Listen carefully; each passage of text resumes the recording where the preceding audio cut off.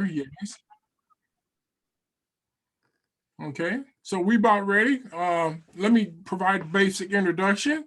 Dr. Patrick Velasquez is well known for some of his articles and uh, uh, pieces that deal with the Latino and the Chicano experience. I've known him for many years. We grew up in Omaha, both of us. We met in graduate school. And this is a second of our interview process where we're starting to find some issues that are related to dealing with people of color as well as issues that can help us grow. Dr. Velasquez wrote a recent analysis regarding the election that requires, I think, a lot more of a dialogue. He put it on the More page, which is called PRI at times.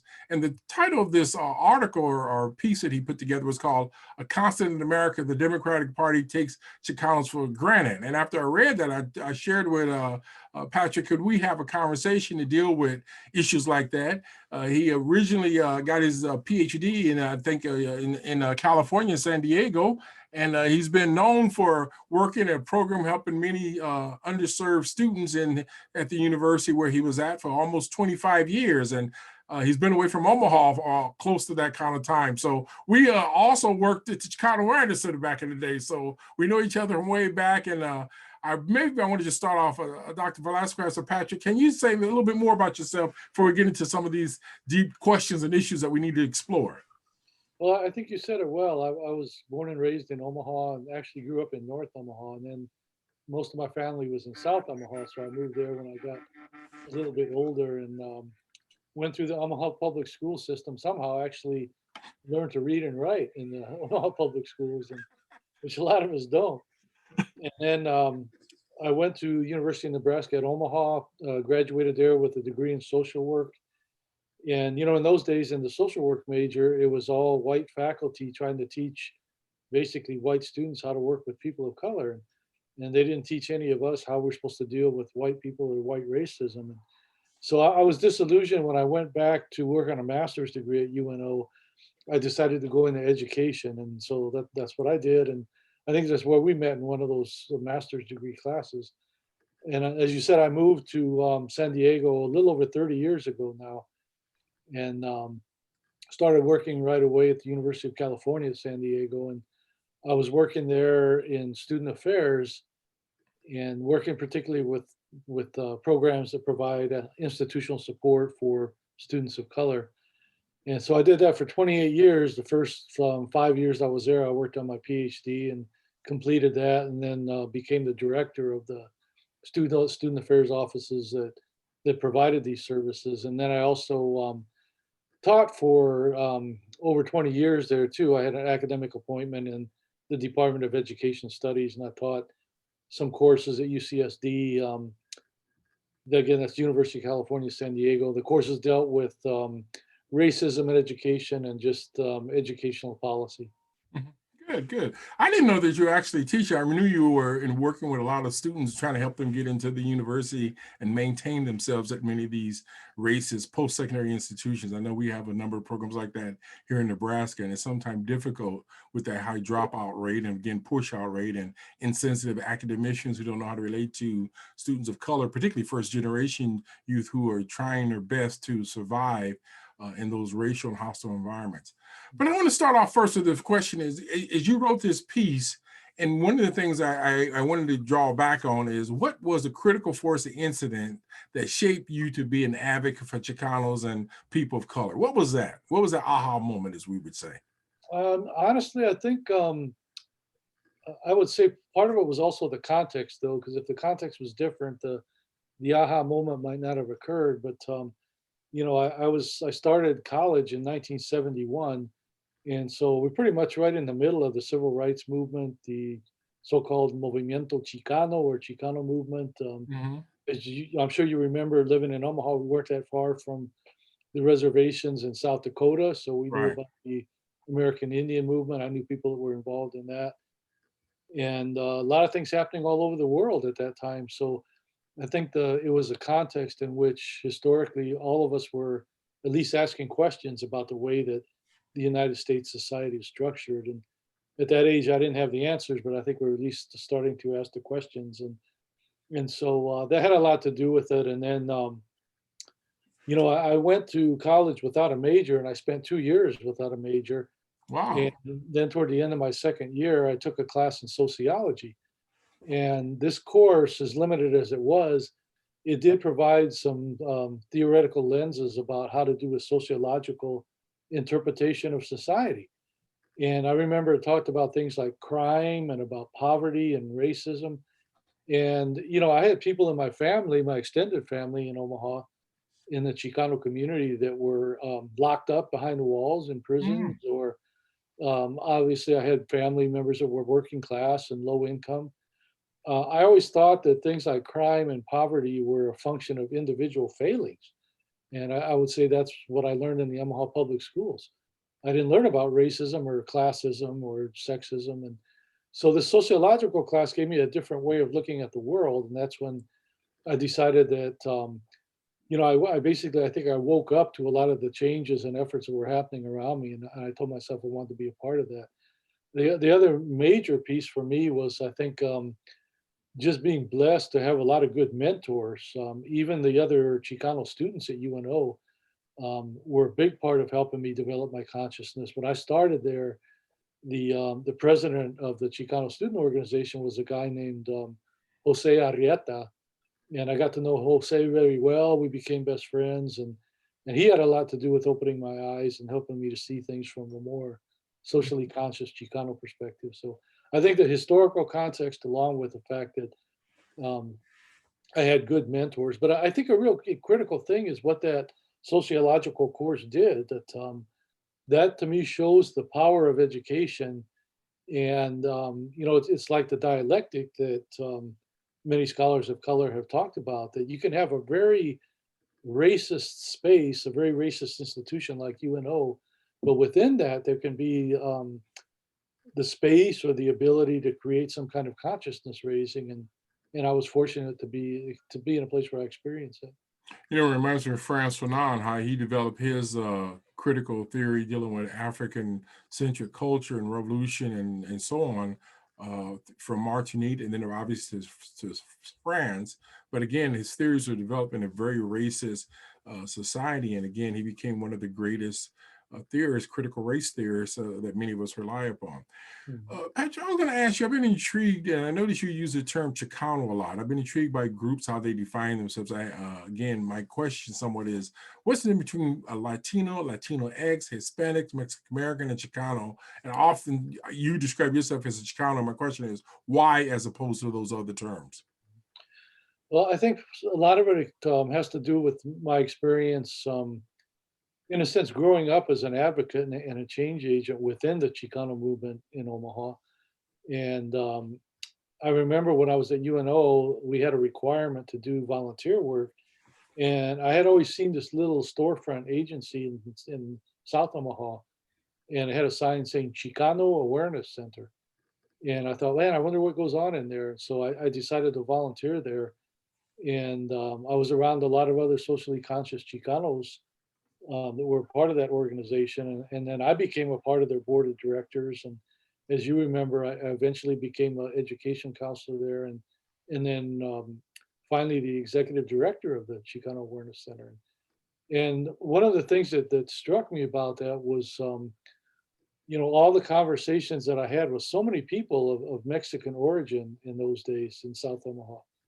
And there was a few university students like myself that were involved there, but it really was a working class movement. Most of the people that I had these dialogues with and that were involved with the Chicano Center, they were blue collar construction workers or factory workers or housewives, Mhm. as they called them then, or furniture repair people. It wasn't like a top down movement of university faculty and students that basically put pressure on the community to try to adopt a certain term. This really bubbled up from below, from the working class Chicano community itself.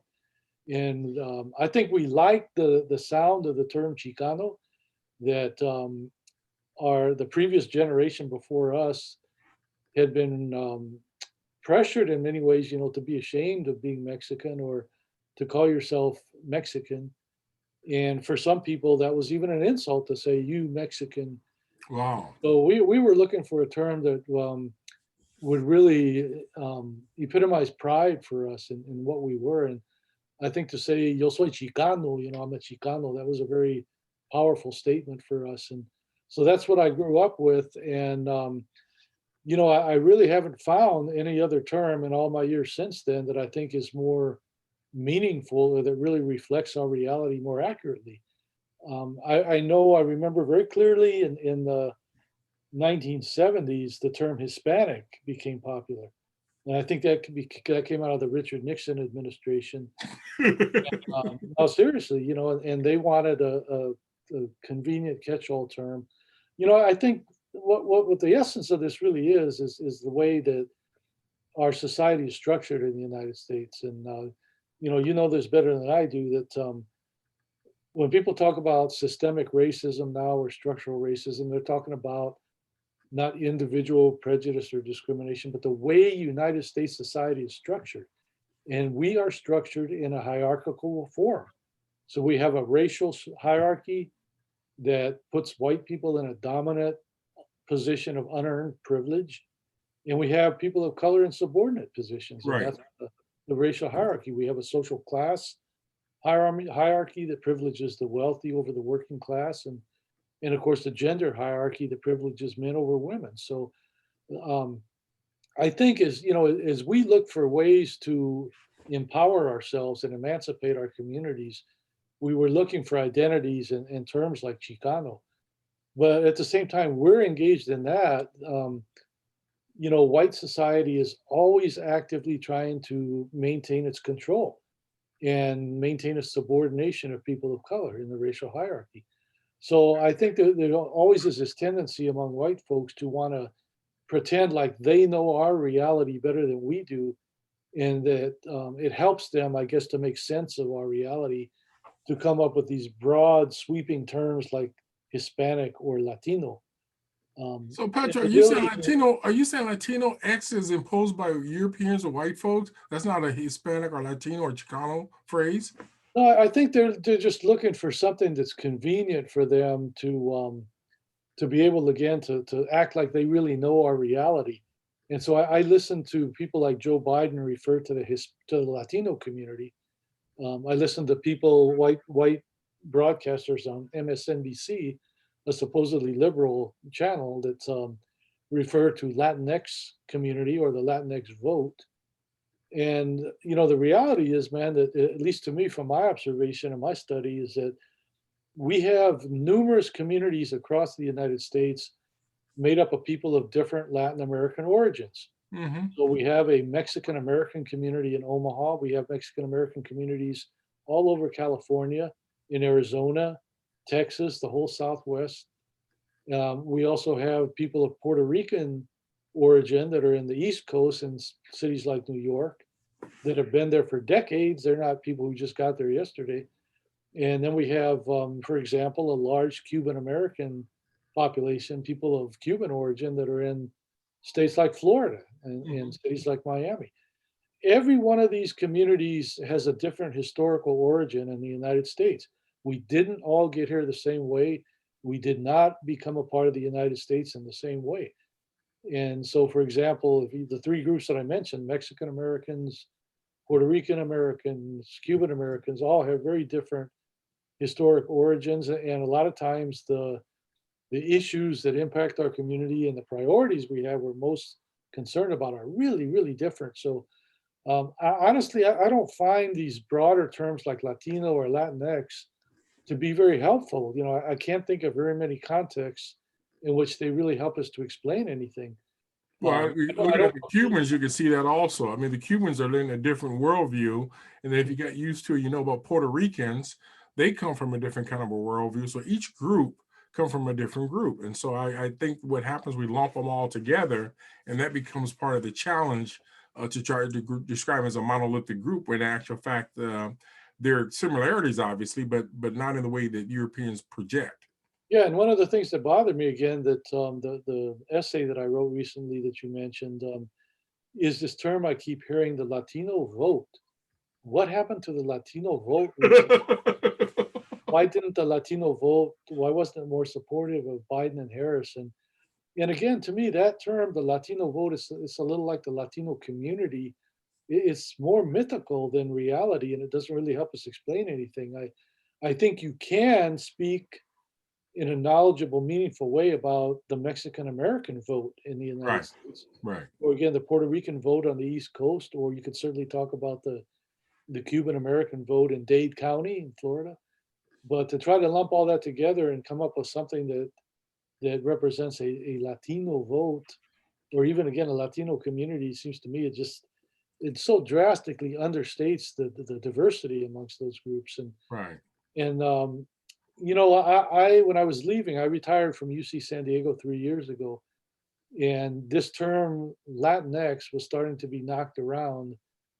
Some people were even taking the word Chicano and saying Chicken X, and it just didn't sound right to me, man. It is kind of laughable. Patrick, you making that up, man. Chicken eggs. Somebody actually Yeah, walk up down the street, use the word chicken eggs to talk about yeah, Chicanos? yes. They just put an X on it instead of an O, and I understand. I think I understand the concern that the Spanish language is a gendered language, right? A term like Right. Chicano, depending on the context, can refer to a group of all males, or can refer to all Chicanos, male, female, or non-binary. And so, but I just I can't find myself saying yo soy chicken X or yo soy Latinx, or it doesn't sound right to me. It doesn't speak to anything empowering to me. It doesn't speak to your spirit, as we say. I understand. No, not at all, man. And so You, that's part of it. But I also don't like the process. You know, I described my observation and my experience with the construction of the Chicano identity, and that was in a working class community in the Midwest in Omaha. And what I see with Latinx is that this is a term that's really developed, conceptualized, and developed and propagated on college campuses, sometimes out way out in the suburbs, like the one I worked at. And it's propagated by ethnic studies faculty. Some of them, or if not most of them, never participated in any kind of social movement. They might have we, read about it. we got the same thing in Omaha. You won't never see them in the hood or the barrel or anywhere. They're Oh, nowhere to be seen in the struggle. unless they come to pick up a snack or something. But you know, Kibbles and and bits. the ones that I knew, they wouldn't even lift a finger to Right. challenge institutional racism on their own campus. Right. Good But point. they thought it was, you know, and I understand, man. There's a lot of pressure on some of these academic departments like Chicano studies or ethnic studies, Black studies. There's a lot of pressure to be pseudo scientific. Like I worked at a very powerful STEM campus where science ruled everything. So sometimes a discipline like ethnic studies would try to put on this pseudo scientific hat and try to sound as scientific as possible, not really dealing with the everyday realities of our communities. The struggle, the Yeah, revolution. and so I saw this coming more from that kind of process as a more of a top-down movement rather than the kind of construction of the Chicano identity that came from the working class up to the universities and beyond. So Yeah. that's why I don't like the sound of the word. I don't like the No, representation. hey, I understand. I feel your pain, as we say.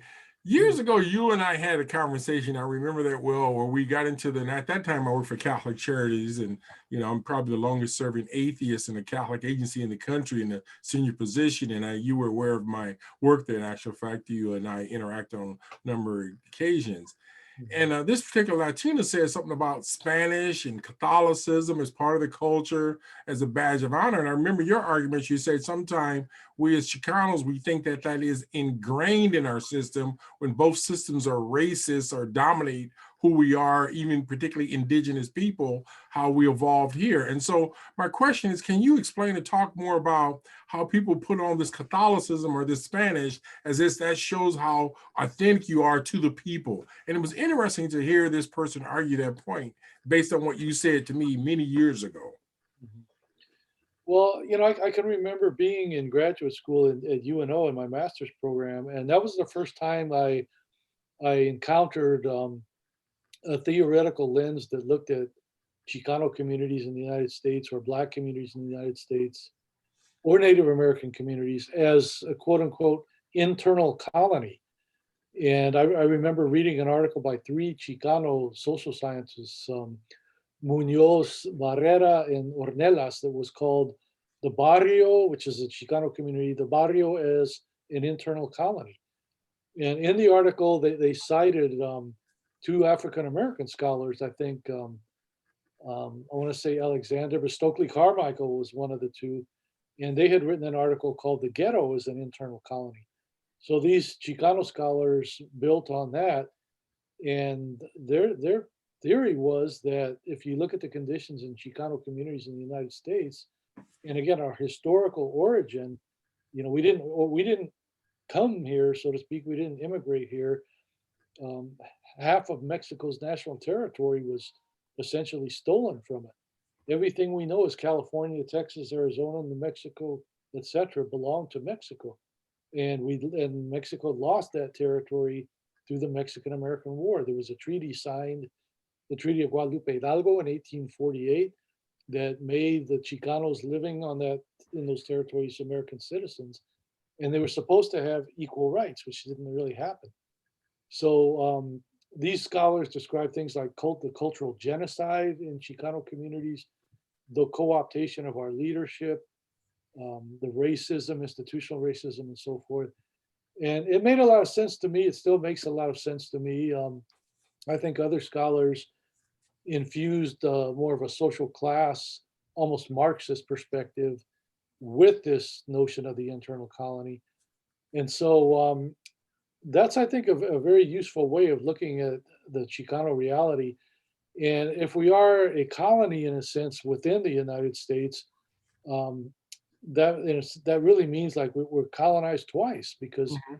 Mexico was also colonized by Spain, and Spain imposed the Spanish language and the Catholic religion on the indigenous Mexicans. Okay, got Now, there's all this mythology that Mexicans are a mestizo race, so to speak, that's what Mexicans are. But there are others. There was a really good book written called Mexico Profundo, or Profound Mexico, by a Mexican anthropologist named Guillermo Bonfil Batalla. And his premise was that Mexicans are not mixed Indian and Spanish. They're really indigenous. The language and the religion were imposed upon the population, but in terms of our culture and even our racial makeup, we are much more indigenous or Indian than we are European. And so I think one of the questions that we might ask ourselves is, okay, if we're an internal colony, if we suffer from colonial conditions in Chicano communities, how do we liberate ourselves from that? What's the spiritual pathway, and what's the cultural pathway that will help us to liberate our communities? And that's where the question is, well, how does the Spanish language play a role in that, or what role does it play? And also the Catholic or even the entire Christian religion. And so, I don't think it's too practical to say that as Mexicans or Chicanos that we're not going to speak Spanish anymore. Um, I think it's fine, and I think it's a beneficial thing for us to learn more about the many, many indigenous cultures in Mexico. Um, Most of them are native to a particular region. So there's, for example, some of my family came from Michoacan in Mexico, and Michoacan had a certain indigenous group. It wasn't the Aztecs, it wasn't the Mayans. They had their own indigenous group in Michoacan, which is what my ancestors were. And so I think learning that is important. Even learning some of the language would also probably be helpful. Maybe learning some of the religion, the religious elements that they had. I really got a sense of this from the numerous times. I've been in Cuba a total of 9 times now that I visited Cuba, and it's very interesting to me the way that African religion still exists in Cuba. Um, the Catholicism still exists in Cuba too, but it's not nearly as popular or pervasive as it is throughout Mexico. or Wow. probably most other Latin American countries. So Most of us don't know that, Patrick. It's just that has not been brought to our attention because the way the white Christian church dominates part of the racism and the stuff in this country to the point it's almost like back in the day they call it slave religion, and the way slaves or people who are enslaved was taught how to obey their masters. And even today, you see that same kind of mentality in many of these white racist organizations. It's the same logic, and it's unfortunate. And yeah, and people I sometimes realize ignore it. a lot of people in the Chicano community would probably argue, and I understand this, that they would argue, well, that's all interesting, but it's very esoteric, it's very aesthetic. We should be more concerned with concrete political issues and education policies and economic development and so forth, healthcare. I agree, we should be concerned about that, but as I wrote, I don't. I think it's very hard for a community to construct a sense of empowerment and freedom and really be free if the people that are trying to oppress us are in essence controlling our spiritual foundation. Right. So when we belong to the Catholic Church, I don't see how that's empowering or emancipatory at all in our efforts to be free and to finally eliminate racial inequality. By the way, I wrote a letter to the guy who works for the Catholic Conference in Lincoln, and he's a Hispanic. And one of the ways he pushed back at me, he says, "I know what you're talking about because I'm Hispanic." Now, this guy's been in this job for I don't know how many years, never heard of him. He never busted a grape. And I bet you won't even see his name on anything challenging the oppressive system here in Nebraska. So it was kind of weird and crazy. I wanted to ask you a little bit about, this concept, and I think you wrote about it more so as why do so many whites, an increased number of people of color, support Trump? I mean, many of us were surprised that 50% of the votes went to Trump in spite of all the crap and racial stuff that he said and negative about people of color, particularly Latinos. They said even the increase of black votes was there. And so my question is, why would a Latino, after all the stuff he said over the years and the way he's acted towards immigration and border walls and this, what's going on with us, as we would say? Again, I don't think you can really analyze that without taking into account. I know a lot of people don't want to hear this, but again, the fact that the defining characteristic in Chicano and Black communities is one of internal colonialism, Hmm. and we function again almost like a subordinate colony as communities of color in the United States. And I know you and I have talked about this, man. There have been numerous scholars like Franz Fanon and Albert Memmi, and especially Paulo Freire in education, Hmm. that talk about the effects of colonialism Right. and how people who are colonized begin to think of themselves after generations of colonialism. And oftentimes they develop, in a sense, a love-hate relationship with the oppressor, right? Stockholm syndrome almost. Yeah, and so they also develop at times what Paulo Freire called the fear of freedom, Right. where they feel like, it's probably better for the oppressor to take care of me. I'll be safer, I'll be more secure. And Tenure and everything that happens in our institutions. I have job yeah, security, and seniority, so you name it. you see this in more classically colonial conditions in Latin American countries, where the so-called strong man, right, becomes very popular. And even though that person may be very corrupt and racist, they feel like they'll be good for the economy, they'll keep the Okay, country safe. that explains it. I've heard a number of people talk about the Democratic Party making a big mistake in the recent election by not emphasizing more the development of the economy. That because Chicanos are such a working class people, that they're concerned about job opportunities first and foremost.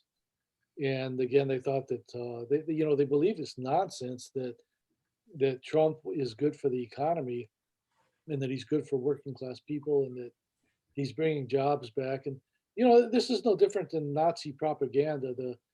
The propaganda minister Joseph Goebbels, who said famously that if you want to convince some people of something that's a lie, just make it a big lie and tell it over and over again, and eventually a lot of people will believe it. and let the media controls it, which is what they did during that time. It's just kind of crazy.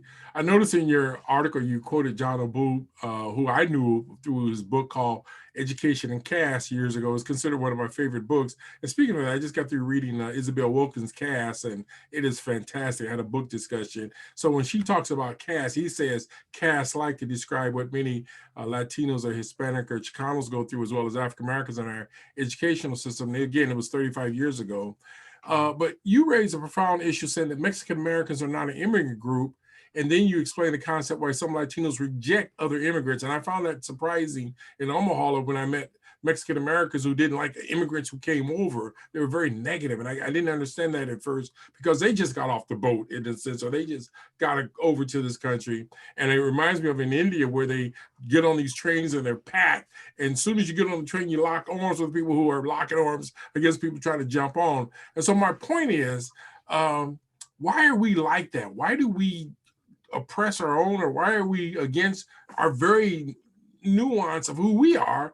And we're just a generation away. It's like the bourgeois, the elite, the Negroes, the Uncle Toms rejecting people from the South, and they just got here maybe a few generations ago. Find that weird. Yeah, again, I'd say, you have to chalk it up to internalized colonialism, that we internalize this racial hierarchy. And, it also fosters upon us this sense that there's a scarcity of opportunity. Mhm. Yeah, opportunity is finite. So every opportunity that you get is in a sense taking away an opportunity from me.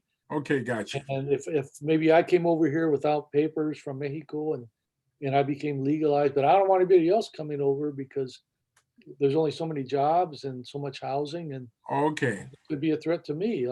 I really don't think, even though we see this all the time, I don't think it's really the dominant attitude in among Chicanos or Latin American people in general. One of the things that I saw that I thought was very interesting was when we had the big migrations of people from Central American countries during the Trump administration, and most of them would jump on this train deep in southern Mexico that carried them all the way through Mexico and finally to the United States border.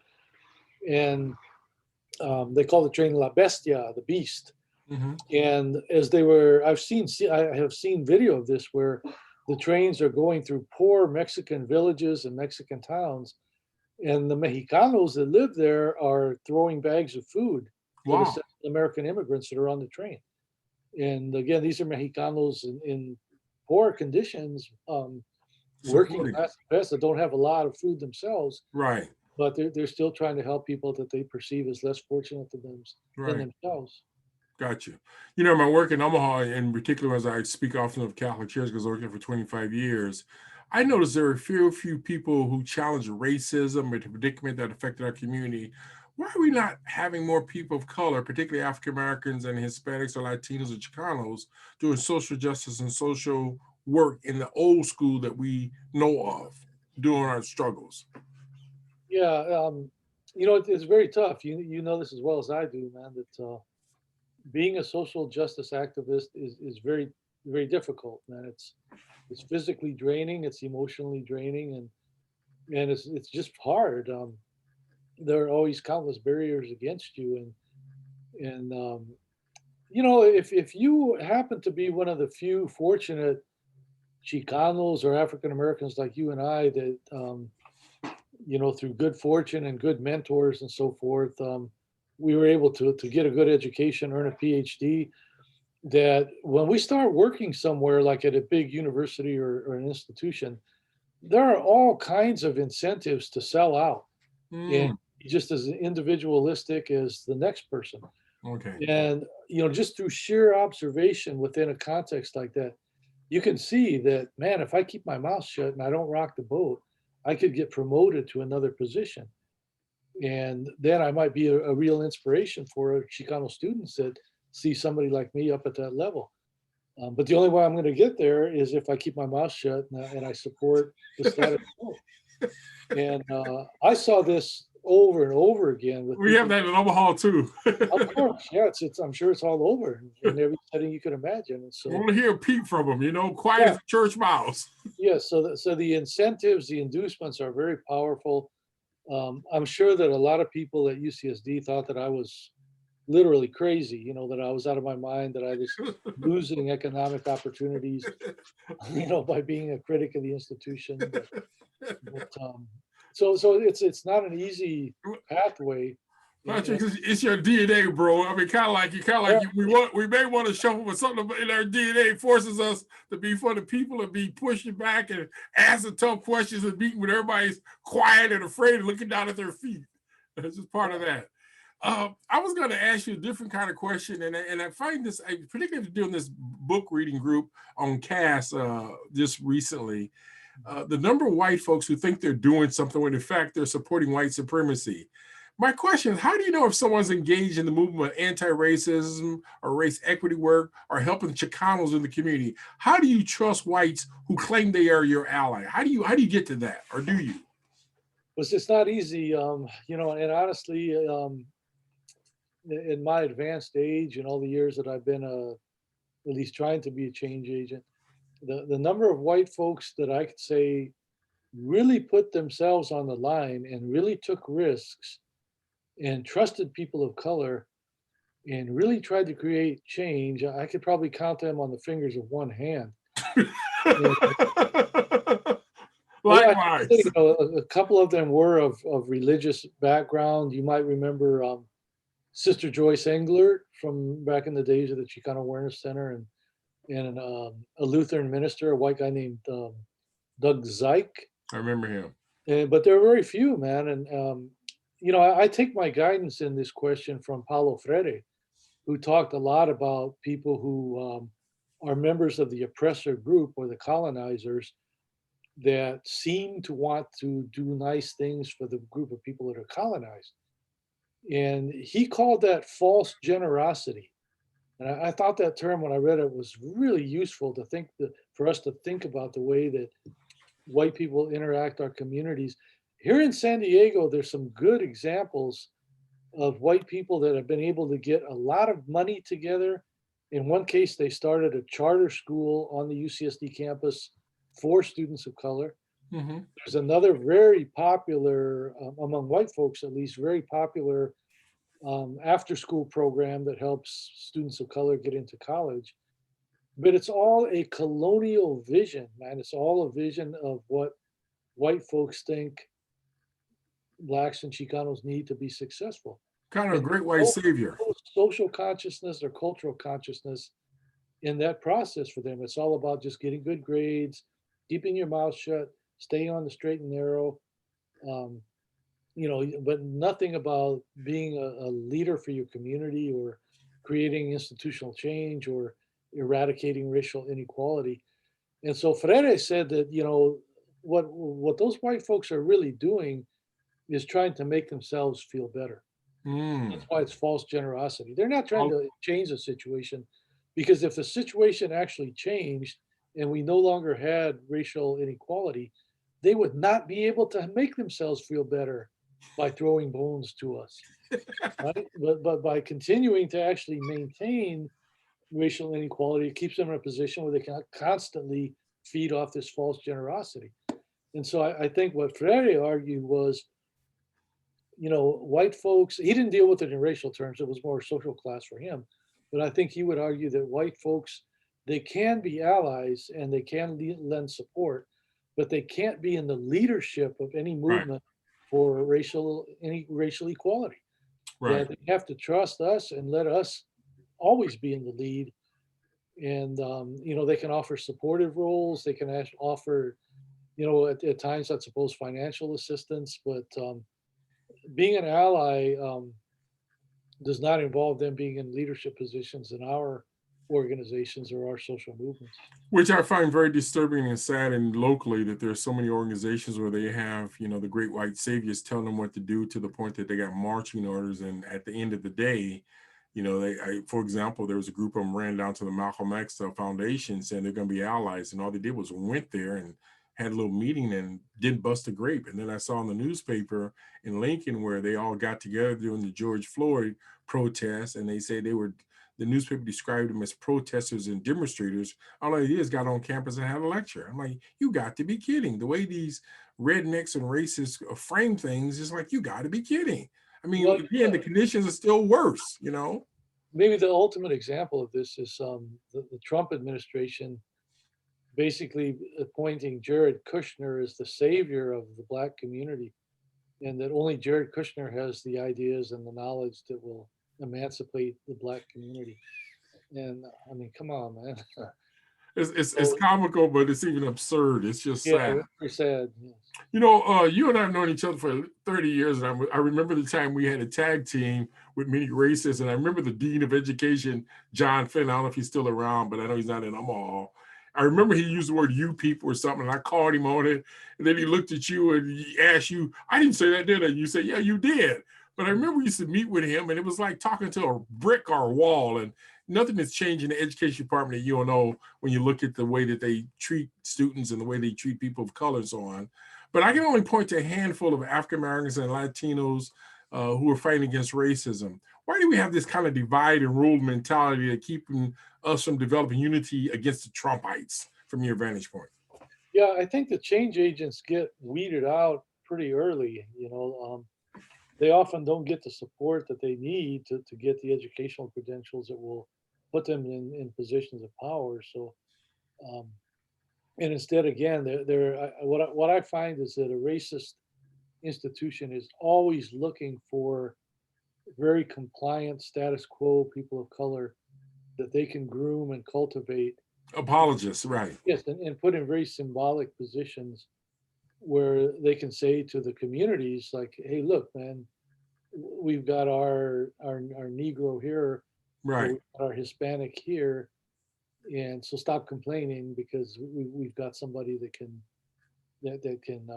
respond to you." Again, a terrible example is at UC San Diego. We have there's still a chancellor there, the CEO of the whole institution, who's an immigrant from a very privileged family in India. And when our Chicano community met with him, and we said, you don't have any Chicanos in a city where almost 40% of the population is Chicano.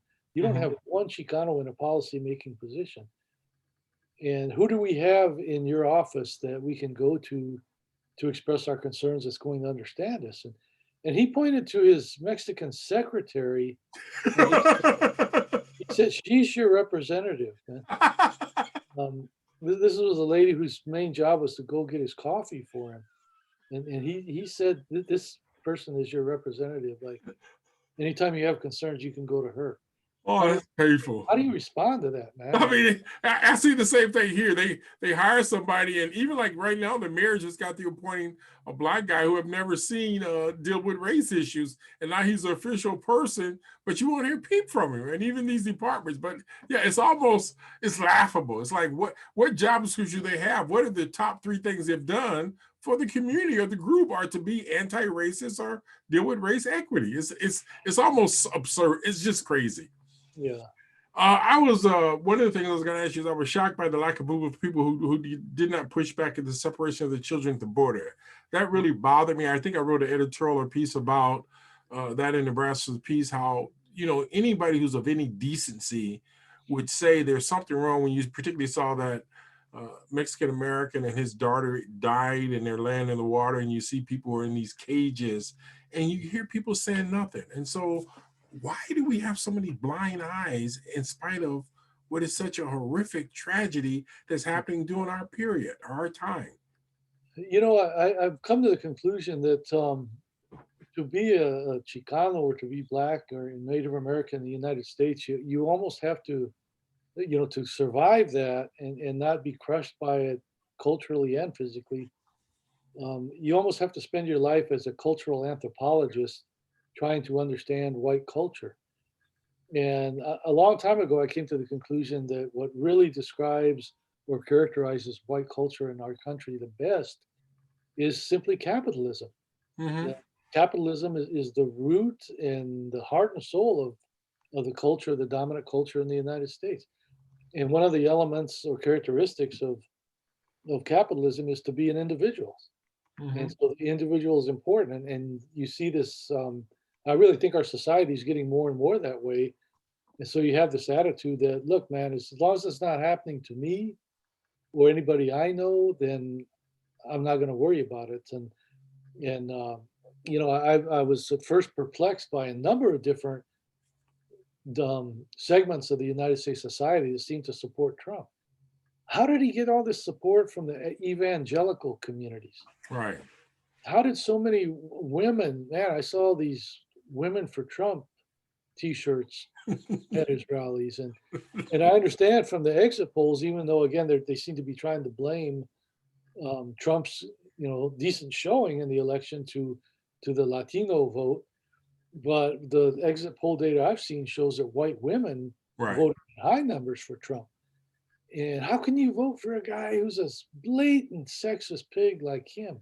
Hmm.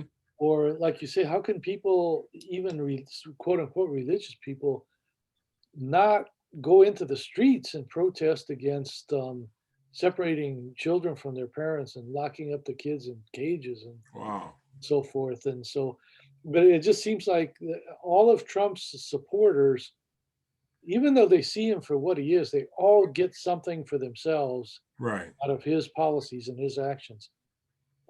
The biggest part of his base, of course, are the racists who, despite of all his corruptness and the way all he did was enrich himself for 4 years, they know that Trump is going to try to maintain white privilege. Right. Right. White And so privilege they're and willing white to supremacy. overlook everything else. The evangelical community knows that he will try to appoint judges that are anti-abortion, that will grant religious freedom, which is the freedom to discriminate against people Right. of color and Right. the LGBT community. So they're all willing to overlook these really, really nasty flaws because they, as individuals, are getting something out of it themselves. Right. Right. It's a really sad attitude, but honestly, that's the point where our society is right now. Good. Well, Dr. Velasquez, we're at the very end, and I wanted to give you a chance. Did you have any closing comments? It's been an enlightening interview and conversation and dialogue. So, anything you want to share with our viewing audience before we leave?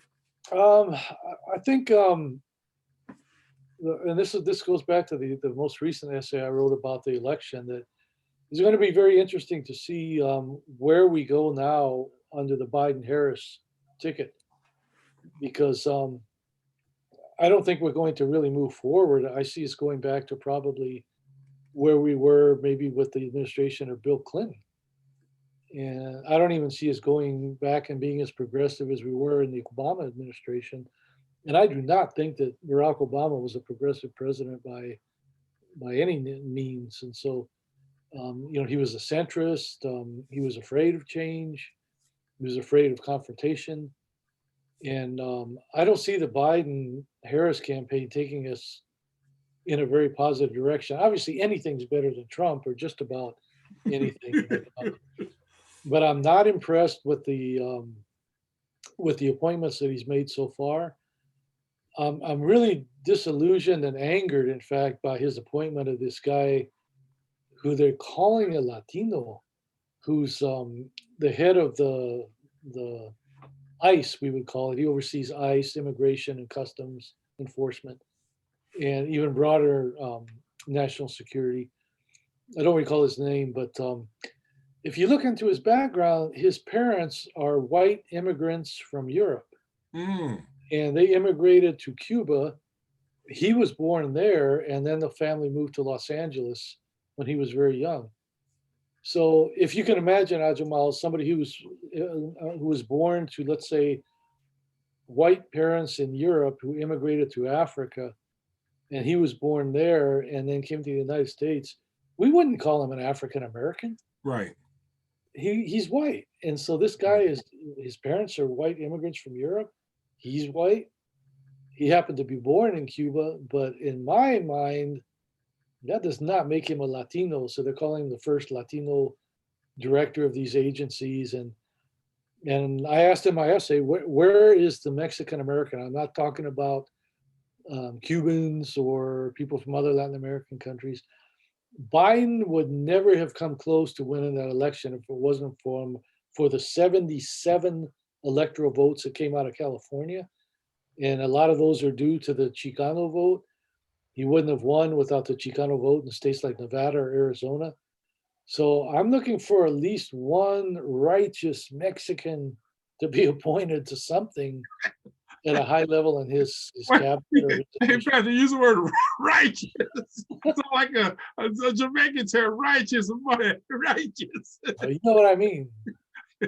Who's So got we'll some ethical values and who's good for our people. That's right. Somebody who's can demonstrate their commitment Right. We and don't their have track that. record. I hear you. Well, I tell you, it's been a pleasure, my friend, as always. And hopefully, as we continue these conversations, we can help bring some light. As Matthew Staley used to say, some heavy light, we throw it down and help people to understand that there's different worldviews and different points that we need to consider as we start to build bridges to transform this wretched place that sits on the hill. So thank you very much for being with us today. And hopefully we'll get a chance to do this again. Sounds good. We'll do that. Okay, you take care, my friend. All right. You too.